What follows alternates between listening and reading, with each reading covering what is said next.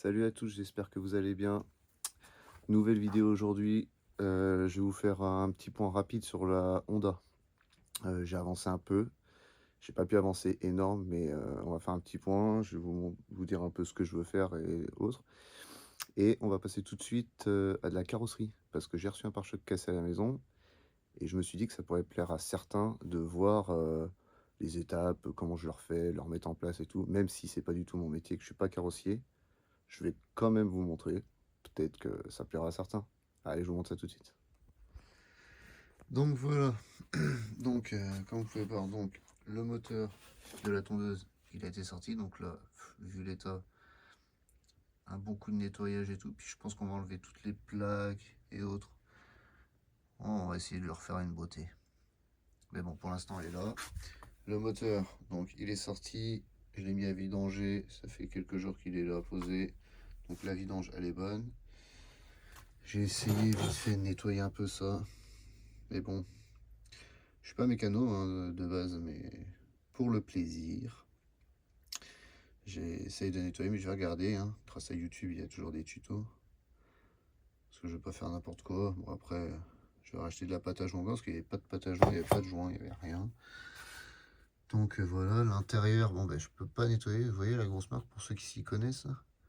Je sais pas vraiment de quoi ça vient, mais à mon avis, ce qui bloquait, c'est toute la merde qui était sortie.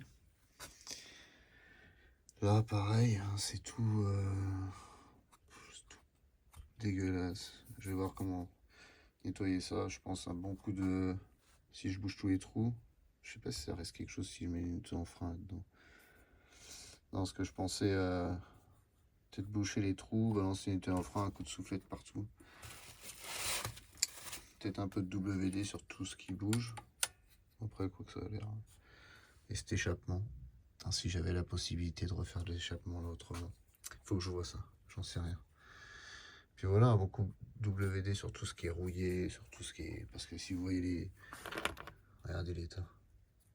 Bon, ça, on va peut-être les changer, on va voir. Je regarderai dans ma caisse s'il y a boulon, là, s'il y a des trucs. Ça, c'est la jauge d'huile qu'on va remettre pour l'instant. Et donc voilà, donc toutes les autres pièces sont là. Donc comme on est obligé de passer au pare-choc qui est en plein milieu du chemin dans mon garage, comme je vous ai dit, donc j'enlève tout ça, je pose le pare-choc là pour le moment parce qu'après, au moment de la peinture, vous verrez, on va sortir un des bolides, si on peut appeler ça un bolide, et pour le peindre avec de la place. Donc voilà, et je vous montrerai en même temps ce que j'ai acheté comme peinture pour refaire le pare-choc. Voilà, si ça vous intéresse. Donc je vous dis, je vous reprends tout de suite le temps de nettoyer ça, de sortir tout ce bordel et de poser le pare-choc. Alors du coup, je vous reprends un peu plus tard parce que je l'ai monté et dans l'élan, j'ai passé tout de suite un coup de bombe. C'est comment ça s'appelle, un mastic en spray. Alors je suis pas carrossier peintre, c'est pas mon métier rien du tout, mais j'ai utilisé une fois et je trouve que c'est vraiment pas mal. S'il y en a qui veulent savoir, je vous donnerai ce que c'est. Remarque, j'ai là, bon, ici je peux vous le montrer. Le premier que j'utilise c'est ça, No Tip. Donc lui, c'est un mastic plus liquide que l'autre, je vais vous montrer. Donc vous le mettez, il est simple à poncer. Et ça, franchement, quand il y a des petites imperfections à pas avoir poncé et tout, c'est vraiment magnifique. Moi, je m'en sers personnellement, j'en passe sur toute la superficie et de la merde. Et en fait, il y en a peut-être qui vont dire que ça sert à rien, que c'est nul, mais moi j'aime bien. Parce qu'en fin de compte, ça me permet que je vois toutes les imperfections. Comme là, vous voyez, il y en avait pas mal. Même ici ou quoi. Et ça me permet de tout de suite poncer et d'avoir une surface bien lisse. Vous voyez, toutes les imperfections. Donc j'ai utilisé ça. Et moi, ça me convient. Donc voilà. Là où c'était cassé, c'était ici. Donc ça a été réparé. On voit pas. Il était pété ici en fait en deux. Voilà. Et après, il y en a un qui est un peu plus épais. C'est celui-là. Mais alors celui-là, il est plus dur à poncer. Mais par contre, il est plus épais. Et au niveau, s'il y en a qui veulent savoir les tarifs, je crois, j'arrondis, mais je crois que c'est 15 € chaque bouteille. Donc voilà. Donc ce qui va se passer, on va passer tout de suite à demain. Pour vous, ce sera tout de suite, mais pour moi, ce sera demain. Et je vais sortir donc le joujou pour mettre les deux tréteaux, poser le pare-choc et travailler avec de la place. Là, je l'ai fait vite fait au bord d'atelier parce que c'était vraiment pour poncer vite fait, quoi. Donc voilà. Donc on se retrouve tout de suite pour vous et pour moi demain pour la suite de la vidéo. Ouais les gars, donc on continue. Donc il va falloir sortir le premier bolide. Tout le monde doit savoir ce que c'est, je pense. On en parlera dans une vidéo dédiée peut-être. Parce que c'est un E36 comme vous avez pu le voir, mais j'ai pas mal de choses à faire dessus. C'est pour ça qu'il est dans le garage, vous voyez, là c'est démonté, les panneaux de porte sont démontés, les sièges c'est pas ceux d'origine. J'en ai mis d'autres en attendant parce que les premiers étaient défoncés. Normalement c'est en cuir noir. Et donc le moteur, il y a eu pas mal de choses de refaites dessus déjà. Mais il y a un petit problème de démarrage à froid, je vais vous montrer ça. Et bon, je vais juste vous montrer que démarrage à froid, il y a un ou deux petits problèmes. Mais un coup qu'elle est démarré, et j'ai plus de problème à chaud ni rien. Donc bon, ça va être encore une connerie. On va s'en occuper et on fera une vidéo donc dédiée. Mettez-le dans les commentaires si vous voulez, mais le 36 et les BM de toute façon, ça intéresse toujours des milliers de passionnés. Donc voilà, ça c'est un cabriolet. Alors, je vous montre vite fait avant de sortir du garage. Un cabriolet avec hardtop. Et il y a pas mal de choses à refaire dessus. J'ai d'autres jantes. Ça c'est des jantes juste provisoires qui sont dessus. J'ai d'autres jantes. Je vous montrerai ce qui doit aller dessus comme jante. Il y a déjà une partie de la ligne d'échappement. Il y a pas mal de choses. Et pour le moteur, c'est la surprise. On verra ça ensemble. Rien de ouf dans le moteur, je vous le dis tout de suite. Donc voilà. Bon, il n'y a pas 50 chevaux non plus, mais... Bon, je vous fais voir que au premier tour de clé, ça ne démarre pas, et au deuxième non plus. Et puis, je vous reprendrai dès qu'elle est sortie. Bon, regarde ce que je te dis. On prend la clé. Il y a de la batterie est neuve. Tout est bon. Bien cette casquette. Et là, voilà. On vérifie qu'il n'y a pas de vitesse.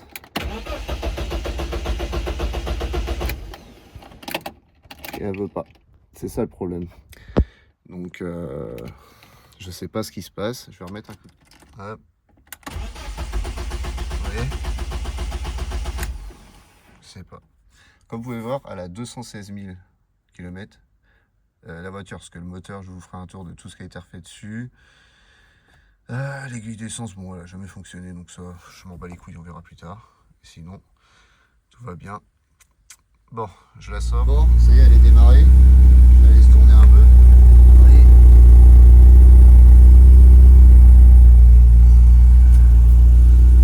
Le bolide. Bon là, vous fiez pas des trucs comme ça, hein. C'est que ça, sur le... Bon, elle est pleine de poussière. Sur le hardtop, comme vous savez, peut-être pas tout le monde, mais un hardtop de 36 c'est casse-couille à trouver, en bon état encore pire, enfin bref. Et il était vert, donc moi j'ai foutu à l'arrache un bout de covering noir pour que ça aille un peu avec l'auto. Et puis voilà. Donc de toute façon, je vais faire un truc de la voiture quand ça sera bon. Tu vois. Pour l'essence, il n'y a jamais d'essence dans cette voiture, quoi. Il n'y a jamais d'essence. Mais elles tourneront, hein. Il y a zéro problème avec ça. Mais il faut qu'elle soit chaude. Donc là, on va la laisser chauffer, puis après, on va la sortir. C'est bon, elle est sortie, la titine. Bon, je vous ferai une présentation dans les règles à un autre moment. Là, je vous fais un petit tour vite fait, c'est tout. On fera une vidéo dédiée pour les problèmes, et ce qui va et ce qui va pas. En tout cas, elle est démarrée. Maintenant, on va l'éteindre. Allez. Et on passe à la suite pour faire ce pare-choc de merde. Ça y est, le pare-choc est en place. Donc je les ai posés sur des tréteaux. Enfin, je l'ai posé sur un tréteau, sur deux tréteaux. On va y arriver, c'est compliqué. C'est les vacances, alors faut pas m'en vouloir. J'ai ramené ici, vous ne voyez pas, je vous montrerai juste les petites pièces, donc tout ce qui est les détecteurs avant, les petits caches pour les phares, des choses comme ça. Là, ce qui va se passer, je vais passer un coup de papier ponce partout. Complètement. Après, je vais mettre une couche d'après. On vérifiera s'il n'y a pas de défaut, s'il n'y a rien. Et si c'est bon, on pensera l'après à l'eau et on le dégraissera. Ce que je peux vous faire, c'est vous montrer les produits que je vais utiliser. Le papier ponce, je peux vous dire, mais franchement, le problème c'est que je suis pas carrossier. Donc moi je fais à l'œil. Donc le papier ponce, je vais en prendre un. Je vais commencer avec. J'en ai un là. Je vais commencer avec du 150 pour passer un coup partout. Voilà, ça va me permettre de bien tout nettoyer. Je vais juste passer un petit coup. J'ai un après comme celui-là que je vous ai montré tout à l'heure. L'enduit en spray. Donc c'est pas un après, c'est du mastic mais en bombe. Donc je vais déjà passer ça à tous les endroits que je vous ai montré qui étaient tous abîmés et tout. Ça va me permettre de pouvoir repasser un coup de papier ponce et que ce soit bien lisse. Maintenant que tout est bien pensé, je vais quand même faire un tour pour être sûr. Et après, je vous montrerai au fur et à mesure les peintures utilisées.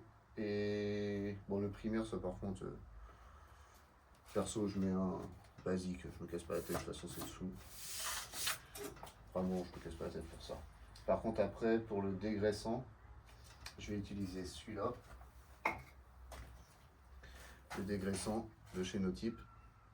Donc s'il y en a qui veulent savoir, mettez-le dans un commentaire au pire des cas, mais Notype 600 dégraissant. Voilà.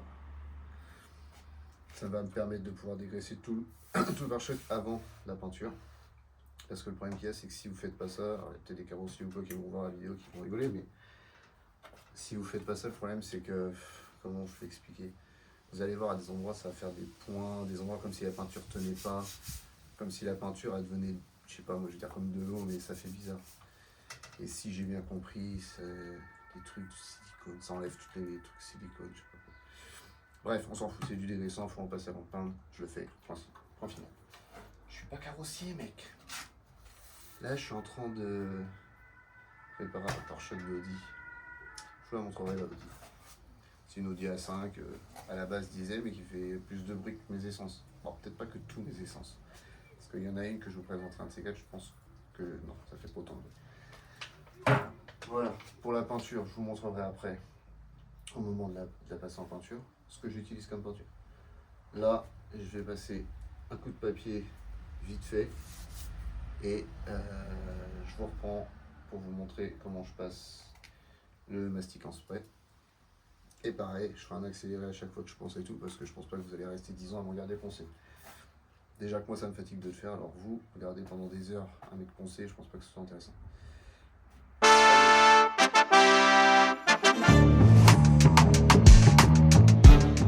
Donc là c'est bon, j'ai passé un petit coup de ponçage rapide aux endroits où je chantais, qu'il fallait juste repasser un coup. Là, toujours se munir d'une soufflette. On passe un petit coup de soufflette partout. Avant chaque nettoyage, je passe toujours un coup de soufflette. Là, je vais juste passer un coup de soufflette, mettre le mastic en spray. Maintenant, il y en a certainement qui vont dire oui, pourquoi t'as pas nettoyé, dégraissé, Là, pour tout ce qui est enduit et tout, je le fais pas. On s'en bat les couilles. Pour avoir du service 3 étoiles, fallait chez un carrossier. Hein. Le petit coup de soufflette, ça c'est important, ça enlève vraiment toutes les merdes.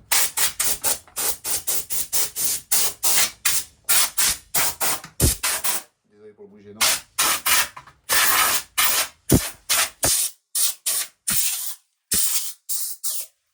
Je voulais pas mis en accéléré parce que là c'est juste un coup de soufflette. Ça.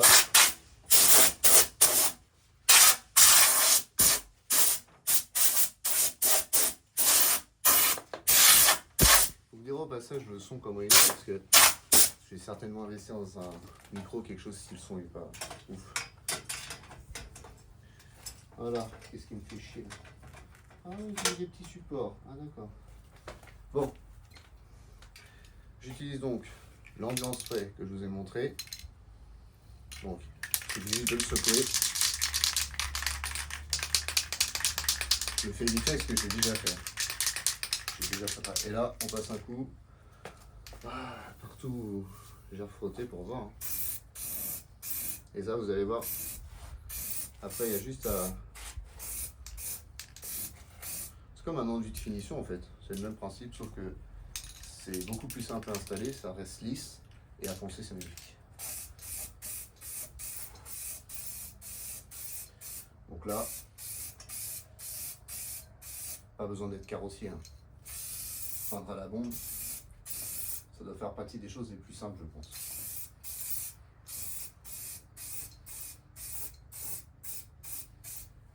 Voilà, vous avez vu, je passe comme ça. Maintenant, je vous mets en accéléré et je vous...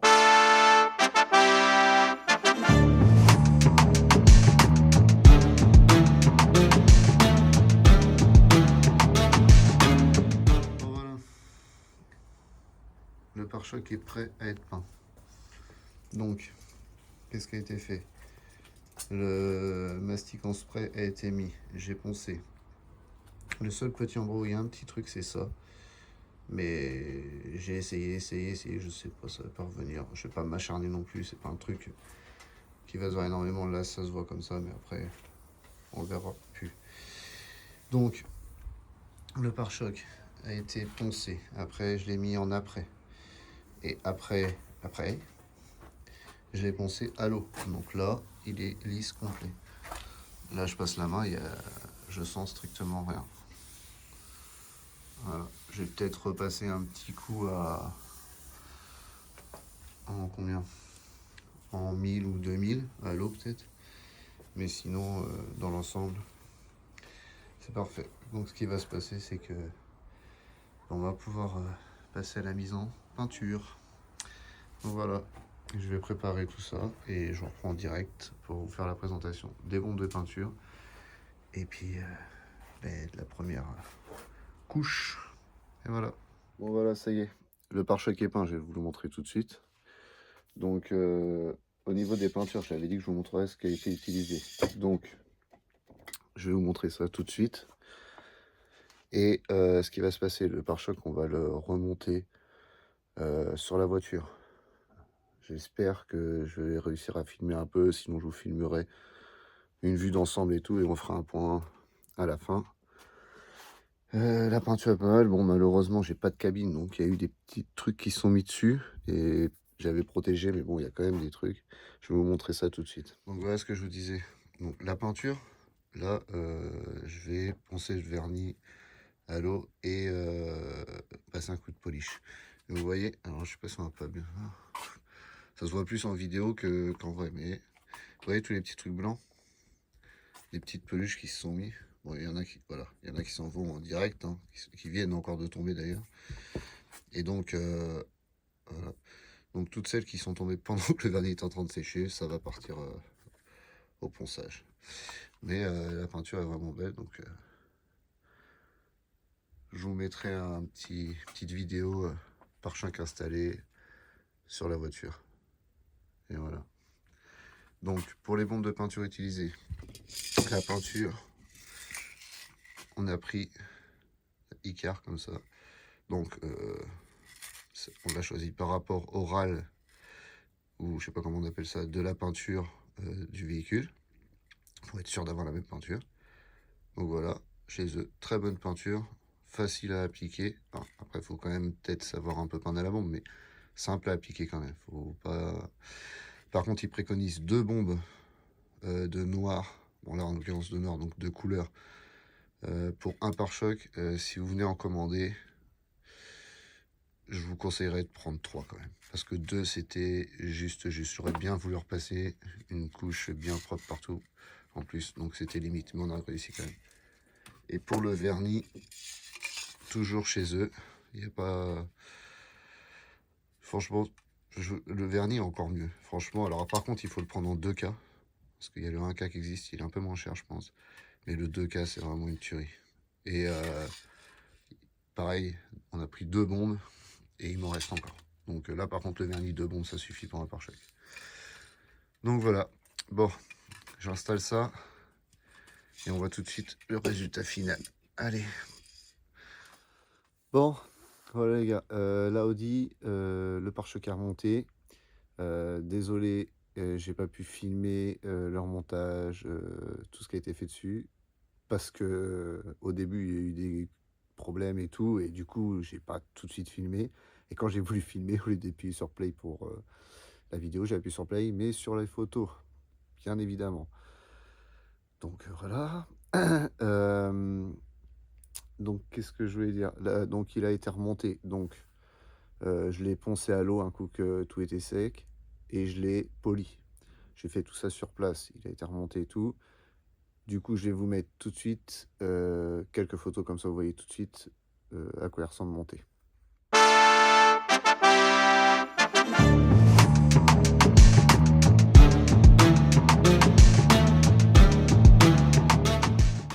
Donc voilà, comme vous avez pu voir les deux trois photos, ce que je me suis dit, au pire des cas, si ça vous intéresse, vous me le notez dans les commentaires, je vous ferai, une vidéo, de présentation de la Audi.